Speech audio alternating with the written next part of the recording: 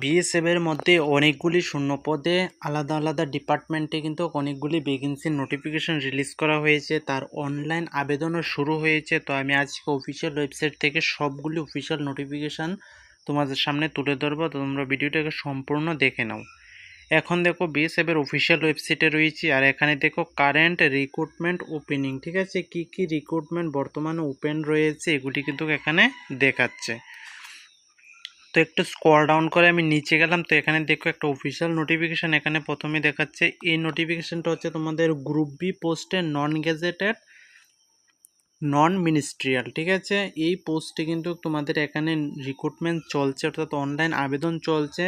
তার last date এখানে দেখো লেখা রয়েছে, last date of submission 17 June 2024, ঠিক আছে। এই পোস্টের জন্য কেউ যদি আবেদন করতে চাও অ্যাপ্লাই হিয়ারে ক্লিক করে কিন্তু আবেদনটা করতে পারবে। তো আমি এখানে নোটিফিকেশানটি তোমাদের উপর থেকে দেখিয়ে দিচ্ছি, তার কারণ হচ্ছে আমি ডিটেলসে অনেকগুলি কিন্তু তোমাদের ভিডিও দিয়েছি, ঠিক আছে। কিছু নতুন রিক্রুটমেন্ট এখানে অ্যাড হয়েছে। দ্বিতীয় নোটিফিকেশনটা তোমাদের এসেছে গ্রুপ বি এবং গ্রুপ সি, ঠিক আছে। গ্রুপ বি এবং গ্রুপ সি পোস্টে এখানে তোমাদের রিক্রুটমেন্ট করতে যাচ্ছে। আর এই রিক্রুটমেন্টটা হচ্ছে তোমাদের প্যারামেডিক্যাল স্টাফ, ঠিক আছে। বিএসএফ এর মধ্যে প্যারামেডিক্যাল স্টাফ পোস্টে কিন্তু গ্রুপ বি এবং গ্রুপ সি পদে রিক্রুটমেন্ট করছে। তার অনলাইনও আবেদন কিন্তু এখানে চলছে। লাস্ট ডেট এখানে কিন্তু রাখা হয়েছে 17 জুন 2024। তারপর দিকে আরেকটা নোটিফিকেশান এখানে দেওয়া হয়েছে, এটাও তোমাদের গ্রুপ বি এবং গ্রুপ সি বিএসএফ এর মধ্যে নিয়োগ করছে। তো এই যে রিক্রুটমেন্টটা এটা হচ্ছে তোমাদের এসএমটি, ঠিক আছে, এসএমটি ডব্লিউকে এসপি। তো এটা কিন্তু তোমাদের একটা সংক্ষেপ নাম দিয়েছে। রিক্রুটমেন্ট যখন তোমরা নোটিফিকেশানটা দেখবে, এখানে ভিউ ডিটেলসে ক্লিক করলে কিন্তু পিডিএফ ডাউনলোড হয়ে যাবে। তো এটা ডাউনলোড করলে কিন্তু সম্পূর্ণ ডিটেলসে তোমরা দেখতে পারবে। তো আমি ডিটেলস আলোচনা করছি না, কারণ আমি ভিডিও অলরেডি বানিয়েছি। তারপর আরেকটি পোস্ট রয়েছে গ্রুপ এ তোমাদের গেজেটেড নন মিনিস্ট্রিয়াল, ঠিক আছে। গ্রুপ এ পোস্টে এখানে লোক নিয়োগ করছে। এই পোস্টটি হচ্ছে তোমাদের engineering set up ministry of home affairs, ঠিক আছে। বিএসএফ এর মধ্যে ইঞ্জিনিয়ারিং সেট আপ পোস্টে এখানে কিন্তু তোমাদের রিক্রুটমেন্টটা করতে যাচ্ছে তারা। আর তার লাস্ট ডেট কিন্তু এখানে তোমাদের দেখো 24 জুন 2024, 24 জুন 2024 পর্যন্ত কিন্তু আবেদনটা এই পোস্টের জন্য করতে পারবে।